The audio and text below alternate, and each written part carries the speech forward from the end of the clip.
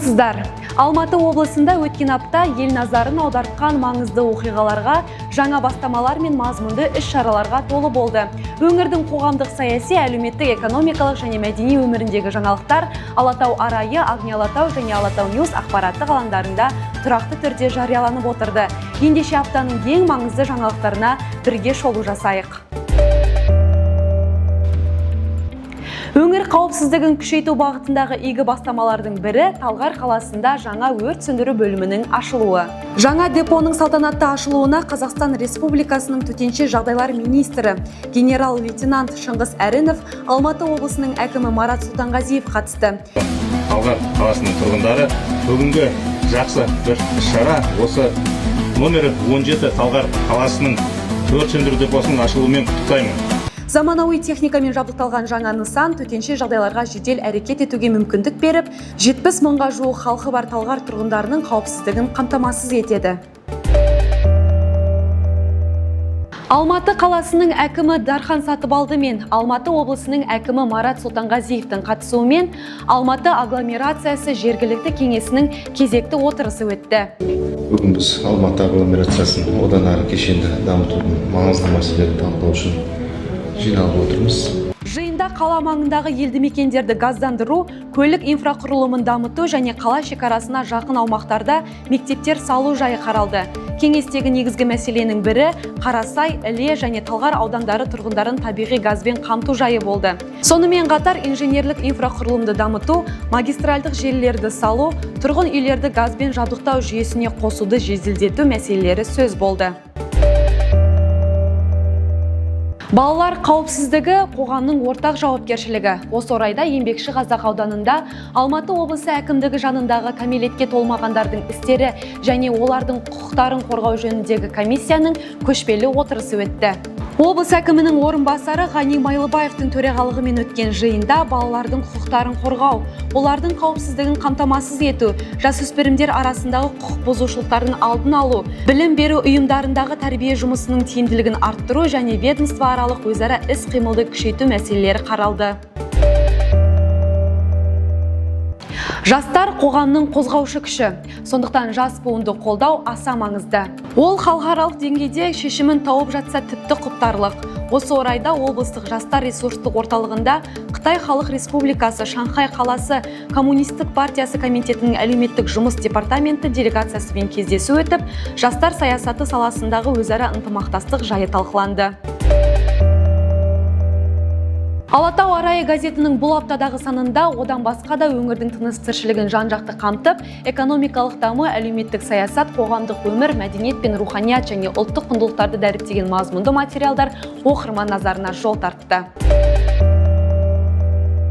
На юго-западном побережье Копчегайского водохранилища планируется строительство многофункционального туристического комплекса «Копчегай-резорт» стоимостью 12 миллиардов тенге. Реализацию проекта обсудили в ходе встречи акима Алматинской области Марата Сұлтанғазиева с инвесторами. Курорт будет ориентирован на развитие внутреннего туризма и круглогодичный отдых. Проект включает 4-звездочную гостиницу на 70 номеров, гостевые виллы и таунхаусы, рестораны и спа-комплексы, конференц-залы, прогулочную зону, объекты для водных видов спорта. Ожидается, что после ввода комплекса в эксплуатацию будет создано 150 постоянных рабочих мест.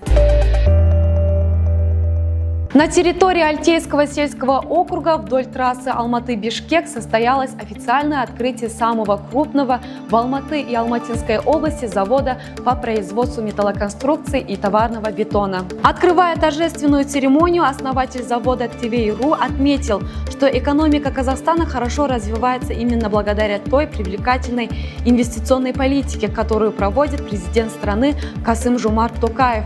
Данный проект также был реализован при поддержке государства. Со слов гостя, предприятие – это новый этап, который открывает большие возможности. Он также заверил, что коллектив компании сделает все возможное, чтобы готовить востребованных на рынке труда специалистов, открывать новые рабочие места и помогать поднимать экономику Казахстана. Открытие нового пожарного депо в Талгаре. Перспективы сотрудничества Алматинской области с Шанхаем в сфере молодежной политики. Поддержка молодых людей, которые пока не учатся и не работают. Развитие волонтерства и предпринимательства. Об этом и о многом другом читайте в последних номерах газеты «Огни Алатау». Алматы облысында Түрген өзені үстіндегі апатты көпір қайта жаңғыртылып жатыр. Алматы облысы жолаушылар көлігі және автомобиль жолдары басқармасының мәліметінше, құрылыс монтаж жұмыстары бекітілген жоспарға сәйкес жүргізілуде.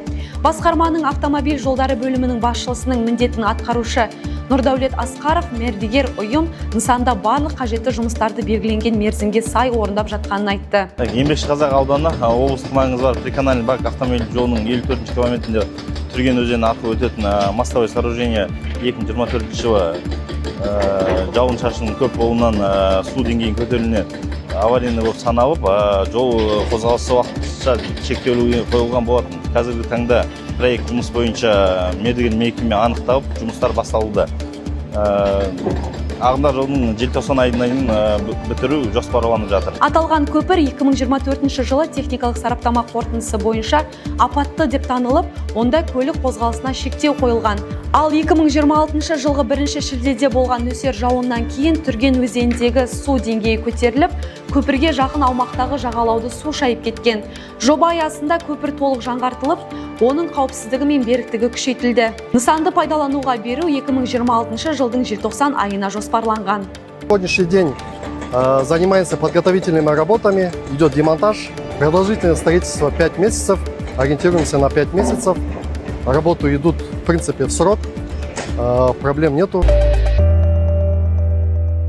Осылайша өңір өміріндегі елеулі оқиғалар мен өзекті жаңалықтарға арналған кезекті шолуымыз өз мәресіне жетті.